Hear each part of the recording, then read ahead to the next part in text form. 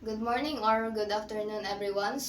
Today I'm going to discuss to you the important skills in basketball, which yung tinatawag nating catching with the ball. So in catching with the ball, it is not just about grabbing the ball, but it is also about catching it correctly so we can move quickly and we are ready for our next move. Whether we will pass, we will shoot, or we will dribble the ball. So in catching the ball, there are three important body parts that is included. And number one is yung feet, second is the eyes, and lastly is yung fingers. So let's learn them one by one. So the first one is catching with the feet. So here, in other words, the players must move towards the ball into his towards the ball at it is in the air. Look at the ball into his hands and catch the ball with arms bent by letting it hit his thumbs and then closing his finger around the ball. So the player's finger and thumbs must be spread wide or normal ball handling skill. And when the fingers close around the ball, they grip the ball. So the first one is yung catching the ball with the feet. So when we say catching the ball with the feet, it doesn't mean na ika-catch natin yung ball using our feet. It just meant na our feet should position well so we can move towards the ball. And why is it important? Important siya kasi imagine if we will just stay dun sa movement natin without any other movement, mahihirapan tayong i-catch yung ball. And it said here na we should catch the ball using our feet habang nasa ere pa siya or nasa air pa siya.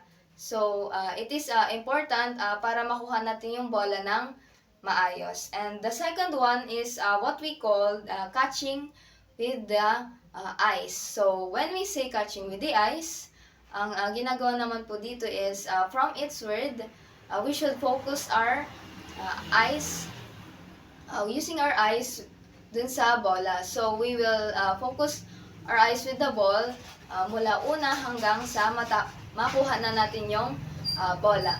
So, it's like in basketball, if we didn't focus dun sa bola, may chance na ma-miss natin yung bola. So, same as true sa basketball. And when it comes to tracking the ball, some players siguro is meron silang maling nagagawa. Like, for example, they focus more kung saang position nila gagawin yung kung saang position sila before they catch the ball. And malaking stance na mamimiss nila yung bola. So, the proper na kailangan natin gawin dito is we should focus our yung using our eyes, i-focus natin yung bola hanggang sa makatch natin ito. And then the next step is saka natin titingin sa ibang yung mata natin sa ibang lugar para we are sure that we catch the ball at hindi natin to mamimiss. So lastly is catching the ball using our fingers. So, in catching the ball using our fingers, meron tayong gumagamit tayo ng thumbs and then yung mga daliri natin. And when it comes to catching the ball with our fingers, pag kinatch natin yung bola, is we will spread wide yung ating kamay, and then after we catch the ball is igigrip natin siyang mabuti para hindi siya maalis sa kamay natin. And there are also the reason for receiving the ball with the arms bent. So, meron din tayong, gumagamit din tayo ng arms bent and yung sa legs natin. The reason for receiving the ball with the arms bent is so that the player has immediate power in his arms. Just as bent or flexed legs provide power. If the player for the ball with his hands and catches the ball with his arms straight, he faced two problems. So, there are two problems kapag kinatch natin yung bola na hindi natin binebend yung ating arms or ating legs. The first one is the ball tends to hit the butt of the hands and bounces out a little, and the player has to make a second effort to grip the ball. It often makes double sounding noise. So, when we catch the ball with straight hands, may malaking chance na magbabounce back yung bola or tatalsik yung bola and hindi natin siya makukuha ng maayos. So, the second one is the player has to bend his arms before passing, dribbling, or shooting, therefore making him slow to perform the next move. So, in second one, kapag hindi nakabend yung arms natin, may malaking chance na magiging slow tayo dun sa next movement natin kasi kailangan pa natin, after we catch the ball, kailangan pa natin yung muko or i-bend yung ating arms or ang ating legs.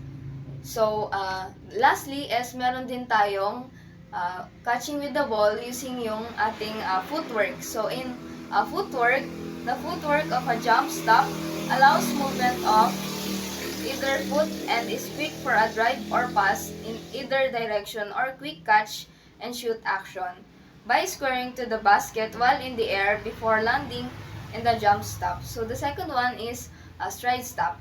It is a quick way to move straight into a shooting action. So there are two na footwork sa ating sa basketball. So the first one is the jump stop.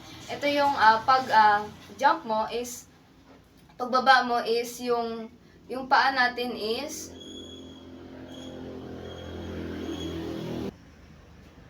so when we say jump stop, dito you will jump and then mauna munang maglaland yung isang paa before yung sa kabila. And this is important in basketball kasi for balance, para maging ready tayo for our next move and hindi tayo agad masasagi or hindi tayo out of balance nung other player. And then the next one or the last one is the stride stop. And kabaliktaran niya ito kasi ito is sabay yung paglandong paa. And all of that in conclusion is when it comes to catching the ball, we have catching with the feet, catching with the eyes, and lastly catching with the fingers. So dito, it is important for all of this na ating malaman for us to be effective players, to be more accurate, and to be more faster.